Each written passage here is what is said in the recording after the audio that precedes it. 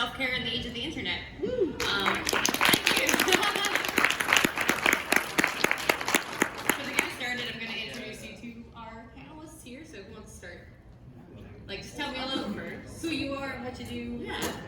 My name is Caroline Liddick. I currently am a director of communications at Limited Run Games, and formerly the community manager and social media manager for Telltale.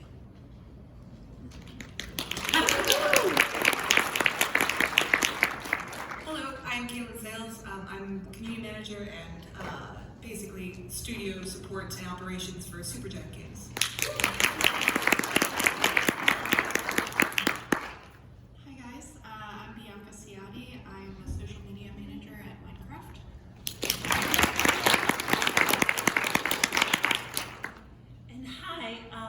Just excuse me, by the way, I lost my voice, so if I sound really weird, like, that's what this is. My name is Rim, and I am a community manager at an app called Rainway. And that's it. Cool, so I'm going to put the slide back up at the end so people can see everyone's Twitter handles and stuff later. But for now, we're going to get started. So to start us out, what has your experiences on the internet been like, just like in short, to kind of debrief us on like where we're starting from here? Yeah. Kind of a crazy roller coaster, I feel like. Since I was a kid, I've been extremely online with forums, AOL online, all that shit. And then when all of the Telltale stuff happened, I kind of experienced the sort of like crazy, tumultuous, like dark side of the internet for really like the first time. Like I was in it for the first time, not witnessing it on the sidelines. So that was crazy. And then sort of the aftermath of it was really positive. So I've had these like really low lows and really high highs also. Oh, wow. So it's just been kind of all over the place. Yeah. But I mean, I do like being online. I like finding my small little communities. Maybe not so much the big ones. You know, like if Twitter died tomorrow, I think I'd be fine. That's fair. We'd all be fine. But the world would move on. Yeah. That's been my experience. I started on the internet also very, very young. I've been basically on the internet since I knew how to read. I would look up guides for video games, and I would help my brother get through hard parts. Yeah, right. And from then on, it was same thing, going into forums, chat rooms. Big Twilight fan for a little bit there when I was like 11. So chat rooms there, made some really good friends. So a lot of time for me, it was really more based in small community. Supergiant's Discord is at like 23,000 people right now, and that's sort of my only really experience with a huge group of people, and that's not even huge on the scale of like, these mega games with hundreds of thousands of people. But I feel pretty okay about it so far. Staying afloat. I've had overall really positive experiences, and I think it's because I tend to be really cautious coming into new places and new communities. I usually hold back before participating so I can kind of get a feel for what people are like. Nice. What about you two? So I do have some experience with larger game communities and just larger communities as a whole, but I started off very small, much like my other panelists. I have been online since a very young age, like hours and hours on Neopets and like Gaia Online, and all those good sites where young children and older adults are mixed in ways they shouldn't have. I really got into communities, particularly online, through fandom. I worked at a company called ThinkGeek for a while as their community and social manager, so I got to interact with communities who found homes online because there wasn't anywhere else for them to go, like Star Trek communities, Star Wars before, Star Wars was like the thing that it is now, before it was cool to be a nerd. And now I work with huge communities. I worked at Discord, which is the home for many online communities, and now I work at Minecraft, which is also a home for many online communities. And the scale is very different, and how you interact with those communities is very different. So it's just an ongoing learning process, and I never feel like I'll be done with it. Okay, so yeah, I guess like many of my colleagues here, we all started in this really young. I think our generation is the one that basically grew up with the evolution of the internet. And yeah, for me, it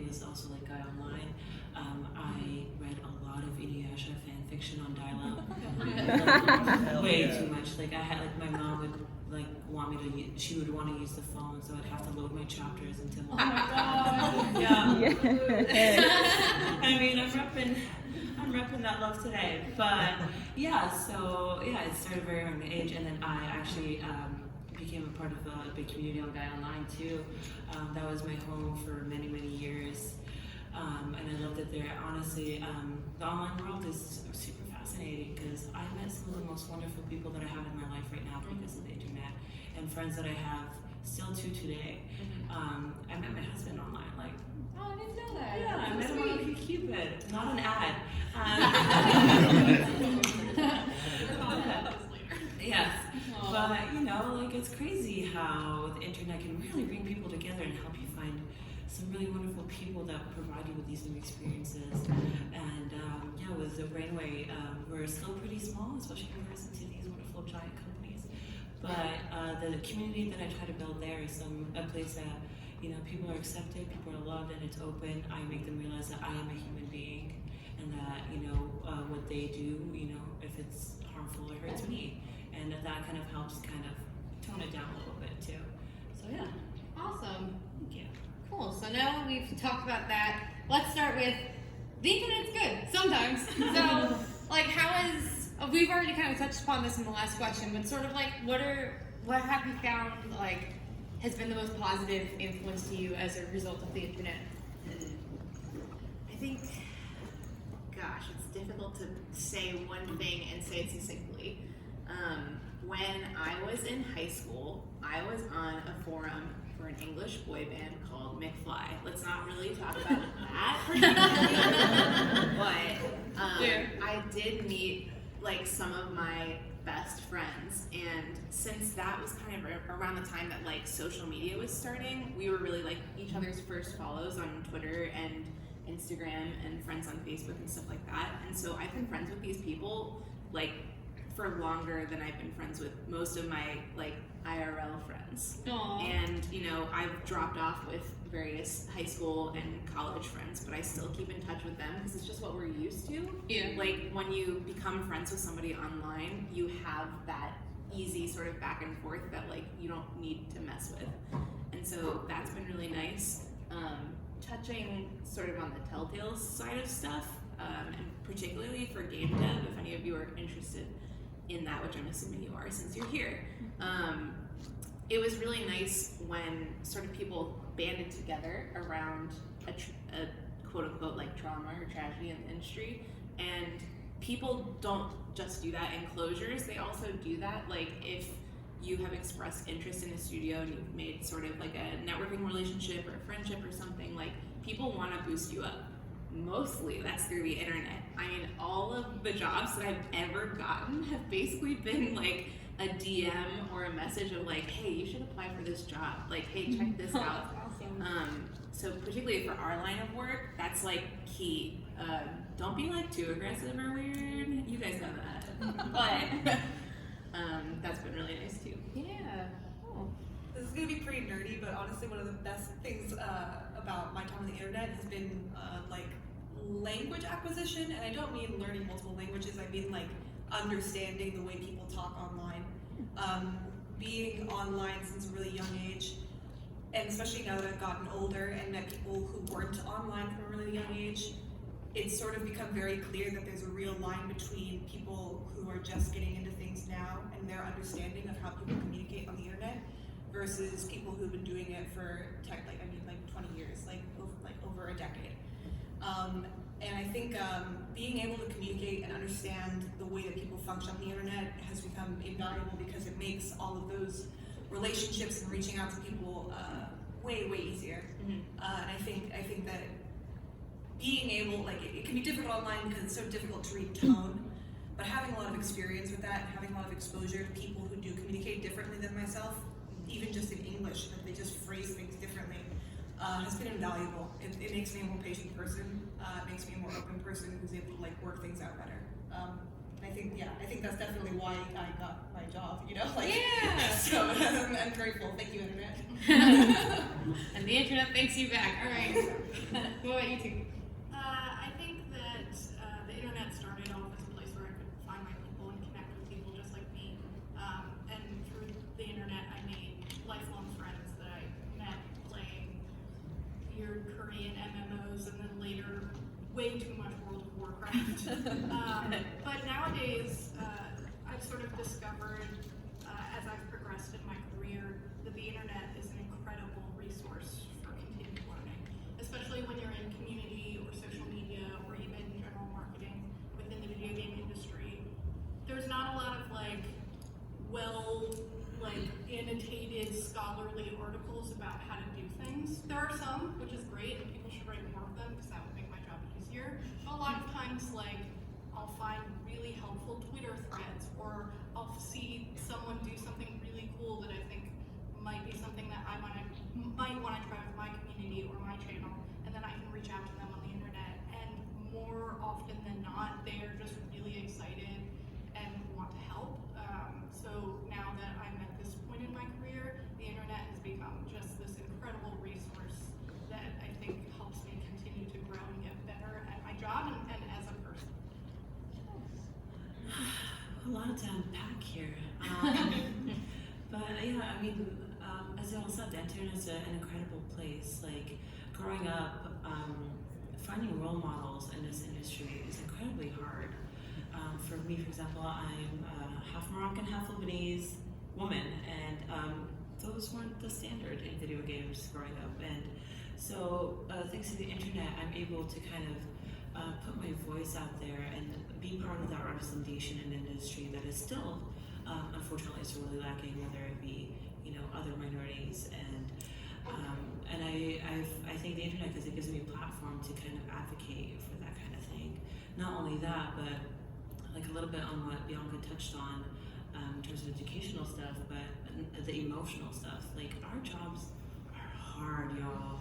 Like we're checking Twitter at 9 p.m. on a Saturday, kind of. Making sure the Discord's not exploding. Exactly. Like, at the end of the day, like, no matter how much sometimes your company wants to promote a work-life balance, like, someone's got to be checking in on stuff, and that role usually falls on the social community marketing people.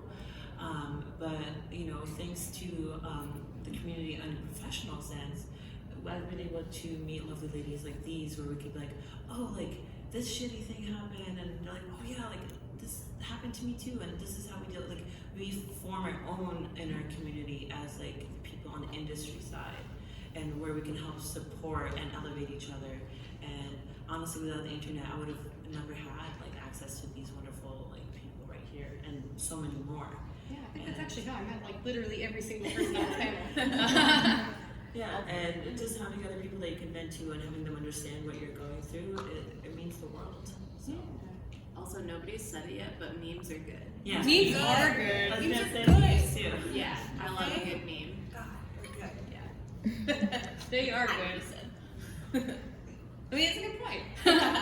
So the next point is, where there's good, there's always bad. So one big thing is like dealing with like drama that comes up on the internet through various things. So like, I know one point that you wanted to talk about was Telltale, your experience with the aftermath of that, and like that was a very public sort of studio closure. Like, everyone knew about that, everybody was invested with it, everyone had their own thoughts about it, and like, what was your experience processing that kind of thing? So, I don't recommend anyone goes through that ever. It fucking sucks. Basically what happened was I went into work one day, and then a few hours later, I didn't have any more work to do. And that same day, I was supposed to be taking a vacation. So like, I was like, Oh my god, I know. really? I was set for a flight to New York from San Francisco. I was gonna like chill out with my friends, go to this wedding, and then all of a sudden, like, my life blew up, and I was like, oh my god, everybody's gonna be asking me about this at this stupid wedding. Not to mention, everybody's talking about it on Twitter. It was just like insane. I mean, through Telltale, I had made various friends who then were writing about my company closing and sometimes spreading rumors or gossip, sometimes saying things that were, kind of perceived in a negative light towards the studio, maybe fairly, maybe unfairly. Not here to make that judgment call. And it was just like inescapable to a point where like I had to log off and like stop looking at things, which is kind of not something I normally deal with. I'm on my phone constantly. I can look at terrible things and sleep soundly at night. It's stupid. But yeah, it it made me realize that as much as I do love my sort of escape holes in the internet, my little pockets of fun, you know, people who like Animal Crossing and people who like McFly or people who write like The Man from Uncle fan fiction, you just need to log off sometimes. It's really, really important. And I think sometimes people hear that and they're like, yeah, sure, you might, but I don't. And I was like that for a long time. But it's so important to just kind of take a breather. It might be a short breather, it might be a long breather. Maybe put your phone down for an hour. Maybe put your phone down for a weekend. I can't do a weekend, but you might be able to. I feel that. Yeah. It's like a lot harder than you think it is too. You know? Yeah. And you'll be like, you'll get bored almost immediately because like the sort of like serotonin hits of your phone are so fast and immediate. You're just like, there's a like, there's an Instagram DM, here's this news article, here's a fun meme, you know? And when you don't have that, your brain can kind of crash. So it's really important, I think, to kind of train your brain to be without it for a little bit. The way that I've kind of compared it is it's almost like playing Super Mario Odyssey versus Breath of the Wild. Because Super Mario Odyssey, you have these moons that you need to collect like super fast, and it's like constant. You're like, I got a moon here, I got a moon there, I see a moon on the mountain, I can get there. And with Breath of the Wild, it's like, oh, I'm headed in this direction, but I can, you know, venture away. I can go talk to this NPC, I can go, oh, over here's like a shrine, maybe I should check that out. And you can do it at your own pace. You could like speed run Breath of the Wild, but you know, normally it's more of a meditative sort of experience. And that's kind of what being without your phone is like for brief amounts of time. Don't go crazy. But yeah, that's kind of how I described it. Does that make any sense? Am I just rambling? No, it makes sense. It's all good stuff. Okay, cool. Yeah. So I was wondering about the rest of you. Like, have any of you had like other similar experiences like this? Oh yeah. If it's okay. Yeah, go for it. All right. So a quick example would be our app. To give you just a general understanding, our app lets you stream your PC games to other devices. And early on into the development of our app, we actually managed to make a version that worked on the Switch, and that got hype really going, obviously, because being able to play your PC games on the Switch is like a game changer. We made the app and everything, and this was before my time there, but I showed up just as stuff blew up. It was fun for me. Obviously, TMD said no. They're like, hell no. Like, fuck that. No. So, we honestly had to deliver the very disappointing news to the community, and that was not taken very well. I felt terrible. Our team felt terrible, and you know, there was nothing much we could do but like kind of move on and keep developing for other apps. At least ones we got approved for this time. But yeah, and even too, like I've worked very hard to kind of build our name and our brand kind of away from that situation, in the sense like I don't shy away from the question, I address it. But you know, even to this day, there's still like we'll announce like, oh, we're now available on iOS, and people are like, oh, isn't this like the app that was supposed to be like on the Switch? And you guys lied. You're liars. I'm like, I don't know what to do about that right now. Like, and sometimes like you can reply politely and they change their tune and they're like, oh, okay, like I understand where you guys are coming from now. And sometimes they just double down on the rudeness, and you're like, sometimes you gotta push the block button on your brand account, because you know you don't need your life to be filled with that kind of unnecessary negativity. Even sometimes going after personal attacks, like I have been called a sand N-word. Okay, intense stuff. Like I've been attacked because I'm an Arab. I've been called a terrorist. I've been called ugly, like just for stuff that people like didn't like and I didn't have any control over. So yeah, sometimes you need to like walk away, or you can do what I do and I go axe throwing, and that helps a lot. Sometimes I'll put their profile picture on the board. Isn't that pinned tweet right now like an axe throwing one, or was that like earlier? I feel like at one point, like one of your pinned tweets was like you going axe throwing. Oh, that's still my pin tweet. Yeah. It says "Don't fuck with me." Just a second, I actually got turned into a comic character as Axe Girl. So yeah, Nice. so anyways, but yeah, internet bad sometimes, very bad. I've definitely been through a number of different things at different companies where things go wrong. It's going to happen no matter what. But what I've learned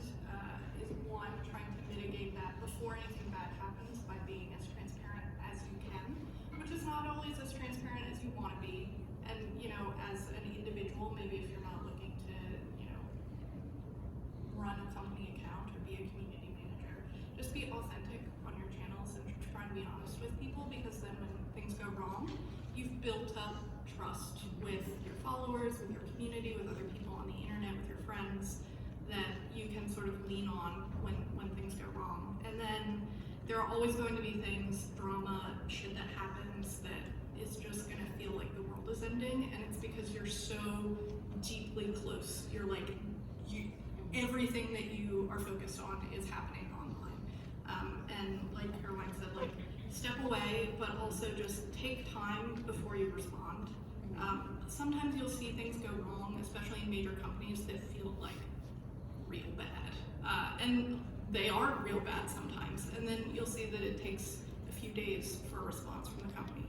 Trust me when I say that the people in that company want to respond, but if you give a knee-jerk response, you could say the wrong thing, you could upset people more. Sometimes it takes a while for things to like filter through all of the levels that it needs to filter through. And I try and take that into my own, like, my personal social, is not to respond like immediately when somebody says something that's upset me, which is all the time. But I try and take a second, and sometimes that second turns into a few days, and then I'll respond. And a lot of times by taking that time, that person has had time to cool off, and I've had time to really think through things from their perspective, understand why they're feeling that way, and respond. And sometimes they're still really shitty, and like, you're not gonna please everybody, and you have to kind of let that roll off your back. But a lot of the times, people will respect that you've taken the time to address their concerns, and that you seem to have really responded to what they said and addressed it. So I think that that can apply on any scale, no matter where you are in your career or what your social presence looks like. Maybe you're a content creator. Just be authentic and be transparent as possible, and take a second before you respond. I think when dealing with like stressful situations, I haven't had to deal, I'm sure it will happen someday. I haven't had to deal with any like earth-shaking disasters yet with community, so fingers crossed. But I think I've been thinking about a lot recently, like levels of intimacy when it comes to the way that other people's words impact me, which is basically like, are they relevant? Do they matter? Then if they don't matter, then what they say is just fluff on the internet. And I know that that's an easy thing to say and a hard thing to practice on, and I'm still working on it. But it's sort of like, if you work in community and you have a community, you want to have a relationship with the community. And so it's sort of like you have like your inner circle of people that you know, and the people you work with, and the people that you support in your community. And the farther out you get from it, the less, the more easily I'm able to like let it roll off my back, basically. You know, if we have a user who comes in because they heard something like juicy on Twitter, and they want to come stir things, like they don't matter. It sucks and it's not cool, but at the end of the day, like, they're gonna get what they want or they're not gonna get what they want, and either way they're still gonna leave. So for me, it's sort of like outlive, outlast. It's just the process of like understanding that with the way that the internet moves, those people are gonna hitch on to something else right after. And at the end of the day, if I lose sleep over them, that's when they win, you know. Like, I hope that continues to apply if I do ever have to deal with something major. Yeah, it's you a know. good way to look at it. I'm trying to think about it. And it's also about sort of like how you want to curate and like support your community itself. You know, you get to certain numbers in a community, and after a certain point, you do sort of lose some of that intimacy. And so it just sort of, it's like you have to really understand like your team's needs and your personal needs and your community needs, and trying to find the balance there to avoid any sort of fallout, basically. Yeah. Oh, good stuff. All right. So the next point is managing your mental health amidst all of this. Again, this is all stuff that we've already sort of touched upon, but like especially like personal and community mental health. So, like not only just your mental health with you being in it, but like dealing with issues related to mental health inside of your communities. I remember Bianca, you specifically mentioned that, like you did really, you mentioned that I think in a thread recently that you were doing. So I feel like you might have some pretty good insight on this. Sure. So when you're running a community, particularly one that's like on a forum or on Discord, where people are hanging out, where people are coming together and chatting, not just about whatever your community is about, be it a game or content creation or Neopets, whatever it is. This is where people like kind of, this is their home, this is their personal hangout, this is their like treehouse where they talk with their friends, and they may have started by coming in about whatever the community is, but now it's so much more than that. Like they talk about everything, and a lot of times when people become very comfortable in communities, they will open up about some of the struggles in their life, which obviously, you know, this is where they have found friendship and support. It makes sense that they would want to do that. But you also have to be careful if you're managing a community that you're not putting other people in either uncomfortable or possibly dangerous situations by having, you know, someone talk about like struggles with self-harm or struggles with suicide, and how do you balance wanting to help and support this community member who you care about and you want them to seek support, and also protecting your other community members from triggering content or from the fact that some of these things might violate the terms of service of whatever platform you're on. It's hard to balance. So that's still something that I'm kind of working through, but I think what I mentioned in the thread was that what I really like to do is take that community member who might be having a mental health struggle, who's reaching out, and personally reach out to them and have a one-on-one conversation in a private space instead of public, and offer them resources to people who know what they're doing. Because I'm not a trained psychologist, you know, I think that I can offer support, but I certainly don't want to say the wrong thing and cause a spiral for this person, and I certainly don't want the people in my community who are also not trained to say the wrong thing, or have like a troll come in and just be like, kill yourself. Like that would be the worst possible situation, and in a public community, I can't always protect someone from experiencing that kind of content. So when managing mental health in your community members, it's definitely a fine line, but I suggest directing them to professional resources and encouraging them to reach out to their friends privately rather than publicly. And if they choose to want to reach out publicly, you know, have this private conversation, and then I personally always choose to sort of moderate that thread away, because I never know how that's going to affect someone else who may be dealing with the same issues, and just seeing someone else post about these things that they're doing might trigger that behavior in another person. It's really about protecting, you know, as a community manager or a social media manager or somebody who's active in the community, you kind of have a responsibility to do as much as you can to protect the other members of the community. Mm-hmm. Yeah. And you also have to think about it in the sense that, and that this is being honest here, like you have the weight of a lot of people's like emotions and feelings on your shoulders. You take so much of that in, and personally in my scenario, like it's hard to manage your own mental health when you're busy juggling so many other people's. Like for me, for example, like it was like 2 nights ago, your girl had a little bit too much to drink, and all I did was start crying.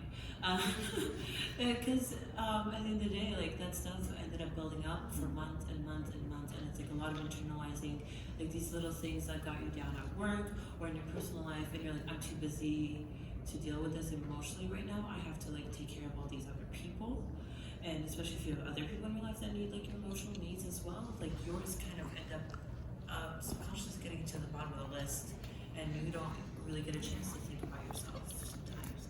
And like me, I just started crying. I love you all so much, I appreciate you all, and I'm like sobbing. I'm like, it's been a hard few months.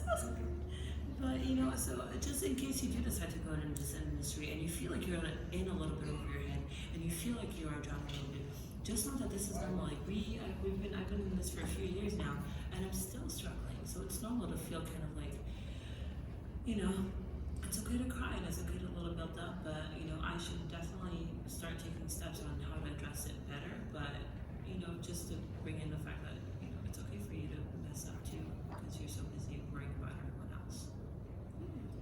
You got anything to add? I tend to be a pretty incredibly independent person, so it's really hard for me to ask for help usually. So when it comes to my own mental health, it's sort of like one of my friends has to poke me usually twice to get me to tell her things that I'm going through. But it is always better when I do. I don't know what this learned thing is about having these good results and then not acting on them in the future. But there's something about it's very vulnerable to share when you feel at your weakest, because when you're at your lowest, it's not, at least for me, sometimes I feel like I should be able to deal with this. I've been on the internet since I was 4. It's you know what I mean? It's like I'm I wasn't born yesterday. I'm a grown woman. Why can't I be fine all the time? But the reality is that you can't be fine all the time. And I've met enough people who are genuinely ashamed of having those down moments. But we all have them. We just don't talk about them because it's hard to talk about them. But genuinely, I have 2 things for my mental health. I have 3 things for my mental health. 1, drink water. Genuinely. Please drink water. Please drink water. Especially all of you right now, even though this is I know. a con and not the internet. Yeah. Please, I know. I've seen everyone hold their waters up. I know it's an annoying joke online, but I'm so serious. 9 out of 10 times, if I'm feeling miserable and I have a headache, it's because I haven't had enough water. I'm so glad that everyone's drinking water now. Oh my god. Hi, I'm Hydrobot from Voice. We've been talking before. It's half an hour now. 32 minutes. You should have drunk, what, an ounce of water? 7 glasses a day or something like that. But the second thing is, I know it's hard, but find someone who you're comfortable sharing everything with. I know it's hard and scary, but that's it, right? Humans aren't made to be alone. We're social creatures. So whoever it is, online, in person, find your people, and sometimes you have to open up first to make that happen, which is even scarier. Yeah, seriously. But I promise you it's worth it, and people are also reaching out. They just don't really know how. It's like that scene in Doctor Who with Rose and Ted across. None of you have watched Doctor Who. Never mind. Okay, I'm sorry. Okay. Sorry. I'm sorry. I didn't mean to offend you. And the third thing is a very personal practice that I do sometimes, which is if I'm feeling really overwhelmed and I can't get my eyes off my phone, I will turn on a podcast, usually my brother and me, because they're the boys. I will sit on my bed in the dark and sip water and just listen to my brother and me. Or a podcast of your choice, whatever it is, whatever brings you that moment of peace, Peace is so important to find these little oases of places for you to go. And I think for me, when I'm listening to something, and I've decided that all I'm gonna do is sit here and sip water and relax, I can put the phone face down. If it lights up, I can't see it. I just listen to an hour and I just let myself decompress. So if any of you don't have a practice like that, or something that sort of just lets you be by yourself and calm down and take care of yourself, I recommend it. Because finding those little spaces for that sort of thing, if you can find an hour in your room once a week to do it, it's something that has helped me a lot. So. Nice. For me, maybe the least surprising thing for all of you is that I go to therapy. In terms of money, it's not great, and the reality is, with the way that health insurance works in America, most of us are either paying a lot of money for our sessions, or our copay is high, or whatever. So it's not realistic for most people. It's not really even realistic for me, but I had to adjust some things because it was made a priority. Second to that, another thing that I've also done that is therapy related is those therapy apps that you see ads for online on Instagram and stuff. Maybe y'all don't get those ads. I definitely do. Yeah, but they're not as effective necessarily, because I've done both now. But they're good band-aids, or like if you're looking for a therapist, which can take a while. Sometimes like those apps are like a nice thing to do in the meantime. The third, the cheapest therapy option is friends, hopefully. But the requirement is that you ask them like, can I unload on you? Yeah. Because Know their limits. right. If you're about to like just like do like an hour rant about like some coworker or some drama or whatever it is, like you need to make sure that like they're on the same page with you, because again, they're going to be taking your emotional burden a little bit. They're going to be sharing it with you, so like they have to consent to that. I also listen to podcasts and meditate separately, but I listen to Wonderful, which is another McElroy podcast production. And that has really helped me practice gratitude. Here's some like hippie bullshit that I'm gonna say. Being grateful for things at the end of the day is like such a good practice to kind of like reset your brain right before you go to sleep. Hopefully it'll help you have like good dreams, and then you'll have like a super awesome tomorrow. It might not, but it'll help you sort of like reframe the day in your mind. And it can be so stupid. It can be like, oh, I'm grateful that I got through the day without any spam calls. Thank you. Thank you. Or it can be like, I'm grateful. Little wonders. Yeah, exactly. Or it can be like, I'm grateful that, you know, I got to see my family, my long distance family, like things like that. I say stupid shit to myself all the time. And sometimes it's like a little joke for myself, and then I get like a little smile, a little giggle. Yeah. That's really fun. And then also, not sponsored, but Calm, the app Calm. I literally could not exist without it. I used the emergency meditation session today during a panic attack. I had to like leave the show floor because I have weird stuff in my head. I got a concussion once, it's whatever. But I had to leave the show floor and like do an emergency meditation session. And I think similarly to like sitting in the room and being dark and just like being with yourself, that can be nice. So it might be listening to a podcast, it might be meditating. You have to find the thing that works for you. This is not going to be like every single thing that we say on this panel is going to be applicable to every single one of you. You need to find your thing. For me, it's meditating because it's like it's so soothing. It is. Everybody has such a nice voice on that app. I want a voice like that. Actually, another McElroy podcast that might be good to check out is Justin does like this very chilled out. The Empty Bowl. So it's like a serial podcast that he made as like for like people with anxiety, because it's like very chill and all they do is talk about cereal in very like low voices. Talk about cereal food. It sounds ridiculous, but like I've talked to a lot of people who have listened to it and they're like, yeah, it's so relaxing. Lovely. This isn't a fan panel about the sorry. Yeah, we're not. And actually, I do want to speed things up a bit so we have time for questions. We only have like a little bit less than like 20 minutes left, or a little bit more than 20 minutes left. So, I want to just do a quick one on like finding, like especially work-life balance. Like I know, especially I'm interested in hearing from Rim because she specifically works from home. So like trying to find that work-life balance when you're at home, when you're always in front of your computer, like how does that work for you? There is none. Your work is your life, and your life is your work. I mean, it's that's the sad reality of it. Especially because, for example, my company is based in Seattle. So, and I'm from Montreal. No Canadians here, okay?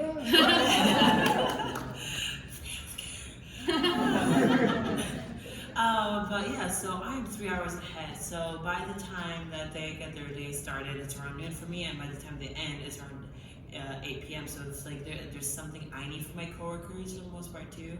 Like I'm kind of like left in a little bit of a lurch as well.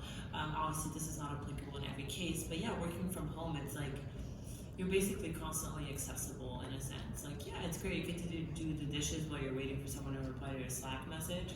But at the same time, it's like also incredibly isolating because I do not leave the house. I just hang there with my 2 cats and I talk to them, and I have the office in the background, and I just look at the internet, which sounds like heaven, but at the same time, like I haven't talked to a person in like 3 weeks.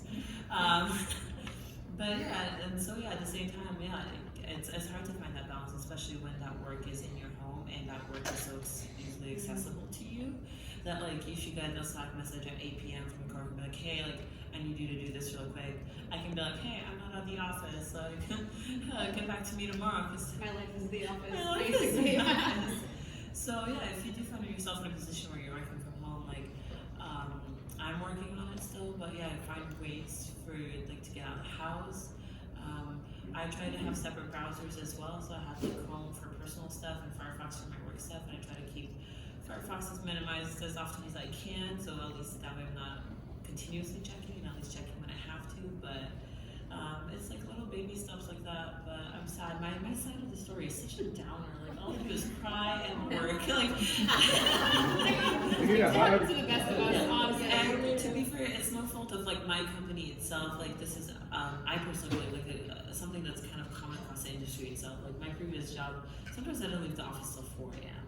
Wow. Yeah, especially if your team is very small, like then a lot more responsibility gets put on you, and you know that happens to be the default. So no hate on Rainway, just like this is like a general blanket statement, just to put that out there because you're probably trying to get fired.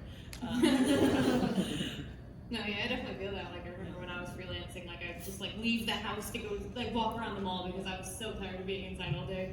So I totally get how you. Yeah, I talked to shopkeepers like for way too long. And they're on their hands like, how are you? How's your day? They're like, Aww. it's $9 minutes. That makes Move sense. on. And then I know another point that I was talking to Caitlin about earlier. Something she wanted to ask is just like a short thing, like what do you do when you wake up or go to bed to unwind? Just like some like 1 or 2 sentence thing about some like routines that you get into. I check work and then I check work. I know. My wake up and go to bed routine is very bad. It's winter. Ugh. Yeah. Don't do that. I'm sorry. Okay, well, yeah. I'll come in as a pinch hitter here. I hate exercise. Like, I deeply hate it. And everyone's like, oh, if you just run, you'll get through this wall and you'll feel so good, and then you'll just feel good all day. No, that's a lie. I have been exercising since, high school, and like, it has never been enjoyable for me, it sucks, because for so many people it's an outlet. But I've recently found in the past 6 months something that works for me, which is I go to like an exercise class where there's a lot of people and they blast music and it's kind of dark and everybody's just like sweating in the dark and nobody looks glamorous, and somebody has already figured out what exercises I'm supposed to do, and that works for me. So I try and go 3 times a week in the morning. It sucks every time. Like it doesn't get easier. There's no thing other than just like get up and go. And I think that has actually helped. Like I don't feel energized or like all the other things that people talk about physically feeling after exercise improving, but I know it works for a lot of people. But for me, it's a mental benefit. There's something mentally nice about like, fuck, I really didn't want to do this, but I have to do it. And then by 8:30, I have already done it. And now it's just the rest of my day cannot possibly be as bad as getting up early. So that is something that helps me. And then on the other 2 days a week when I'm off, I also look at my phone. But don't do that. Don't we all? Pokemon Go. It's a lifestyle. It's a nice thing to check instead of like Twitter. Yeah. That's what I do. Like before I go to bed, I'm like, Some of the Pokemon get party hats now. Exactly. And I've found some other like mobile games that are really nice. One that is really like calming for me is Alto's Odyssey, which is this beautiful 2D like snowboarding game that has gorgeous graphics and beautiful music, and it's just like an endless runner, and so it just zens me out, and then I go to sleep.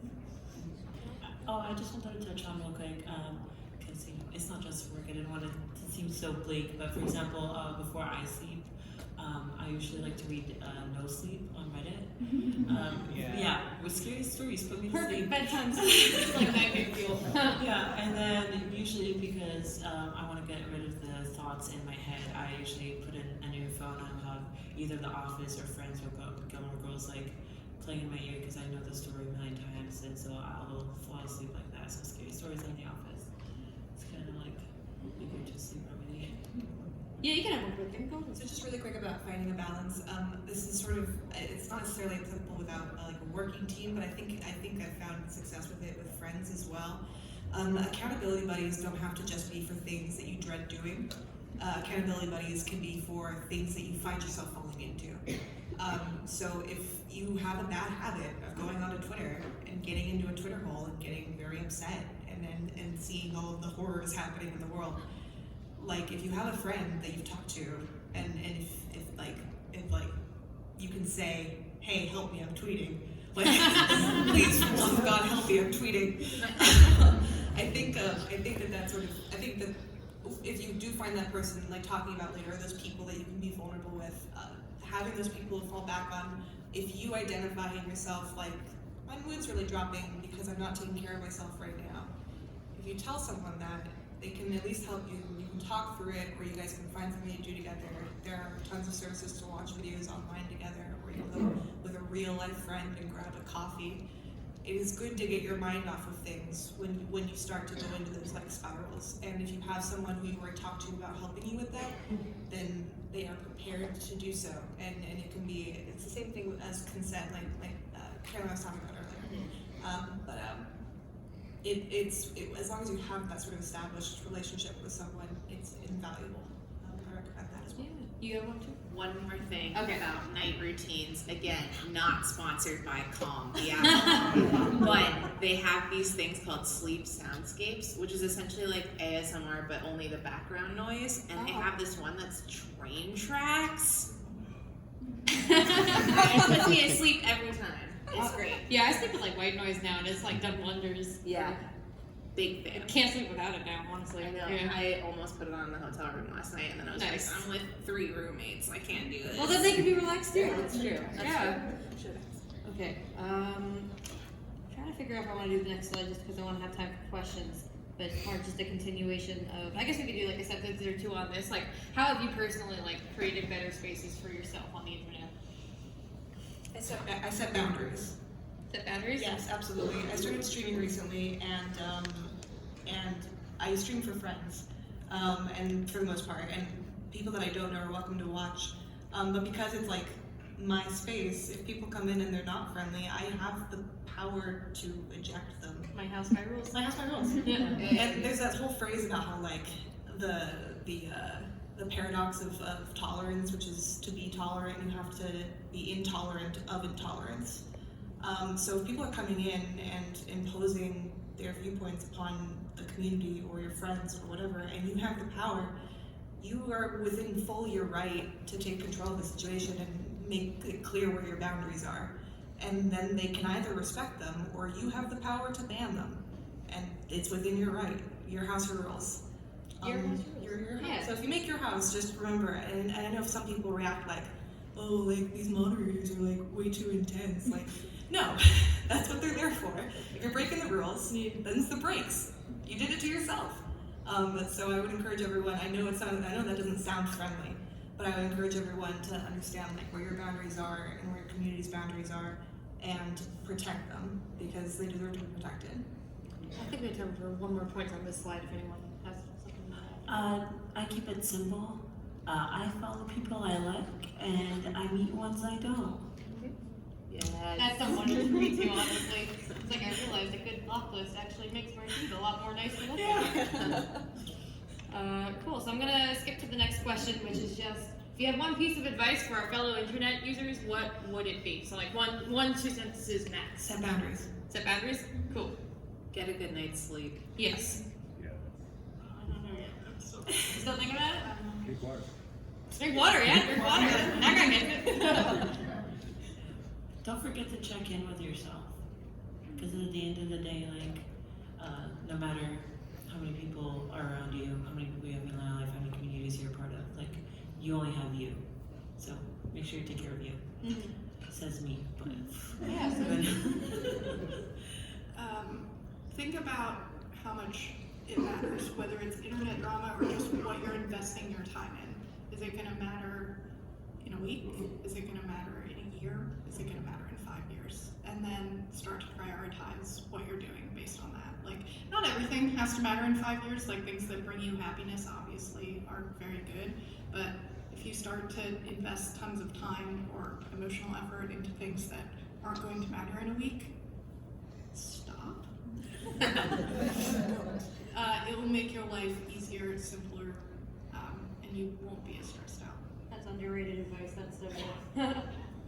All right. And without further ado, we have about 10 minutes for questions. We could probably take about like maybe 3 or 4 people. So feel free to go up and we'll see how many we can get through. Yeah. All right. Hello. Hello. Hi. I forget if you guys actually covered this or not, but I'm an artist on the internet. Have any of you had to deal with like imposter syndrome? Oh.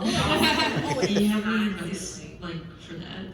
I'm floored that I'm on this panel. Yeah, this is my first panel ever, but it's what is it, like that train, Tom, the engine, like just keep going. Like I think a lot of industry people, especially you're gonna be, we were all like, I don't know how we got here, I don't know how we're staying here. So you try to believe in yourself a little bit, and if you can't, fake it till you make it. That's the golden rule I've been told. Yeah. Thanks. No problem. Have a good day. Hi, first off, love those good boys. Yeah. So, love them.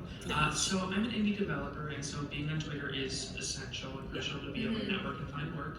And I've noticed there's this very like ephemeral line between your professional work and you as a person. And I feel like there's a struggle to be personable, but don't be too personal. You know, you don't want to be having like your breakdowns on May. Do you have any advice for sort of navigating that boundary?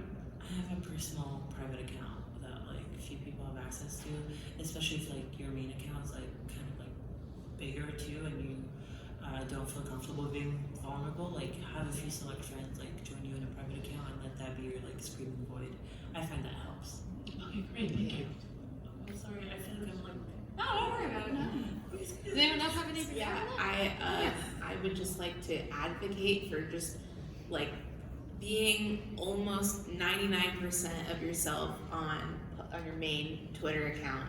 I will post thirsty things about Geralt from Witcher on my main account where like verified people follow me, and that's like slightly terrifying, but at the end of the day, like people are following you for you. I mean, even if it's for the product that you're making, that's a product of you. And so, like, if they don't like it, they can fucking deal. Am I right? It's your brand. Oh, yeah. Your brand. You don't have to. Yeah. My house, my rules. Your house, your rules. Hello. Hi. So I'm an associate producer at a small developer. We have about 20 people. We have a very large game with lots and lots of players, and we have one ONE, one community manager. Sounds about right. It hurts me deep in my soul. Yeah. And we are about to go through, we've gone through it, it is about to become public, a very difficult transition for us. There is going to be a lot of backlash, players are going to be upset and scared and nervous, and there's going to be, I can only assume, vastly increased demands on her time. And I'm just wondering, and this may be kind of a specific question, but are there any things that I can do as her producer or just coworker in general to help her in this time, because it's going to be really stressful and I don't know what else to do other than saying like don't work on the weekend, because that's just stupid. I mean, first of all, thank you for looking out for your community manager. Love this energy. Yeah. Can I start with this one? So Go for it. I think that She works so hard, yeah, guys. they It's all so do. hard. Every single community manager that I've ever met, that you all will ever meet, are the hardest working people that you'll maybe ever meet. It's a lot. I think that a good way to start would be to establish a specific place where players can give you feedback. So whether that's through a specific support email or in a specific Discord channel or whatever, that's the only place for the feedback on the change. That means they have the power to go in and then also the power to go out if they need to take a break. It's not just everywhere. If you see that sort of vitriol on Twitter, you can say, hey, thank you so much for your feedback. We're accepting it more formally here. We would love to hear from you. A lot of times people, when they're mad, they just want to be heard. It doesn't make it okay that they are treating them like that, but they just want to know that someone cares. So we mean like a master thread on our forums, like Yeah. this is the spot to discuss X. Yes, especially if you have forums, I would absolutely recommend that. I think it also will help your community in general have a healthy place to work through their fears and anxieties while also making sure that you're sustaining like the healthy, fun part where they can still relax. And I do think making sure that they do take weekends and maybe aren't online at like 2 a.m. is probably a good way to go as well. Yeah. It's like 50% of my job as a producer is being like, don't Yeah, you're caring for your team. Yeah, absolutely. That's my plug for that. Yeah. If I could add one more thing too, Go for it. is because you guys are such a small team, like don't be afraid to rally the other team members. Like if it's a big announcement and it's going to be like drag the other team into this. Like you guys have to be there for each other, and if one of you falls, you all fall. So being there for each other during times of like high stress, high pressure, high intensity, and you know the community outlook of your game is on the line. Like drag those guys in there and make them like be part of the conversation as well, at least during this time, because like you know she can only do so much. Yeah. But stay on message though. Yeah, If she's gonna do the message, don't go rogue. Yeah. So I was about to add as well, not to overwhelm you with information. I think you're doing great. I think the other thing is if you have any ideas about what you expect people to react like, make an FAQ, make a frequently asked question, make some answers for your team to use. Because that will help keep things consistent. That will give them confidence that they know what they're saying and know how to communicate and know that they aren't hurting the company inadvertently. And then as things start to come in, if you see more and more questions in the same variety, you can then construct answers for those so that people have the language to use for them. It does take longer to get answers out, but it also clears up a lot of miscommunication and confusion. Just like Bianca was talking about earlier, being transparent about things is incredibly valuable because people just want to know that you're not trying to mess with them. I'm gonna add like a ray of hope for you, and it will be very short. And that is that if you prepare this messaging, if your community manager directs people to this channel, if the other community is able to respond, what you'll start seeing is, I'm sure she's done a great job building the community, and that there are members in your community who are helpful.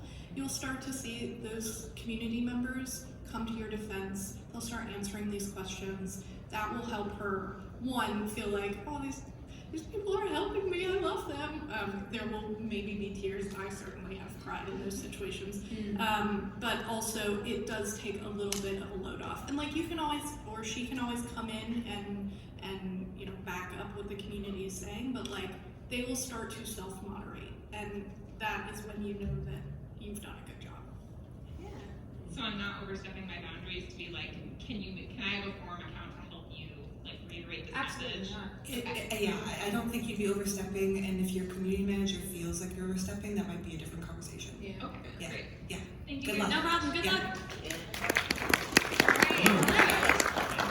Thank you all so much for doing this panel. That's just incredibly important. My name is Dr. Gabe. I'm a PhD psychologist, and this is an area that's very important to me. And with your permission, I was wondering if I could share some additional resources with everyone in the room. Of course, go for it. So I've met a streamer who goes by Anxiety, like anxiety, but with an M.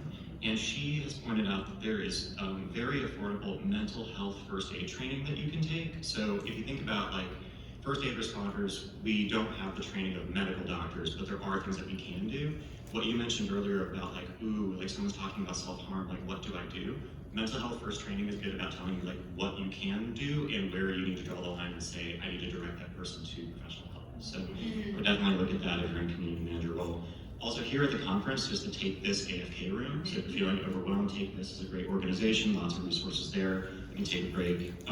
You mentioned the Calm app, that's excellent. Headspace is also excellent. So mindfulness meditation is great. And just from what was mentioned up here, Neopets, hydration, meditation, gratitude practice, screen fasting, waking and sleeping routines. If there was a virtual pet that had all of that in it, would you be interested? Like a mental health Tamagotchi. Self-care virtual pet, mental health Tamagotchi, like Headspace, Calm, Plus. I'm sold. I'll give you these after. Awesome, And if yeah. anyone else is interested, grab it. Cool. I think we have time to get one more question real quick. Hi. I spent a lot of time on Discord, as you probably know. Yes. And I find myself feeling that when it's a giant chat room, even if it's like 22 billion people in that thing, everybody is talking directly at me. And how do I learn to step back from conversations that I do not need to be a part of, especially if I know they will upset me? Go invisible. That's one tip at least. I think that's usually the point where I turn my phone off and just kind of step away for a little bit. So Discord has a ton of different like moderation things that you can do, just not as a community manager, but as an individual person, like role muting, muting channels, muting whole things, putting things into folders, like putting a server into a folder so that it's not right there when you look at it every time, and you go in there when you're ready on your own time. I would also encourage you, so one, definitely look through those because I have mine like tricked out, and that's, I mean, I worked at Discord, so that was like a requirement. Otherwise, it's completely overwhelming. But the other thing that I would say is, if you're talking about particular servers, find the channels that interest you and the channels that you find helpful or enriching, and then mute all of the other ones. Like the general channel, no one wants that. Okay, find your specific topic channel, stick to it, and like if you're in a small server with your friends, it's whatever. If you're in the Minecraft server with 500,000 people, general is never, it's not for anybody. It's just for everybody, which is kind of the drawbacks. I kind of have to see what's going on because I do mod a large server. Yeah. So like I can't completely. Yeah. Cam, when I want to say something to someone and I know that I shouldn't say it as community manager, I go tell a friend. I literally take whatever is infuriating me, and what I would say to that person, I go to my best friend Julia and I say, I'm gonna yell about something right now, really quick, and then I just put whatever I wish I could say, and it gets me away from the conversation, and it gets out those bad vibes, and I can kind of move on and ignore the channel. Yeah, and I don't mean to cut it off with we're at time, so I just want to say, I hope that was helpful. Awesome.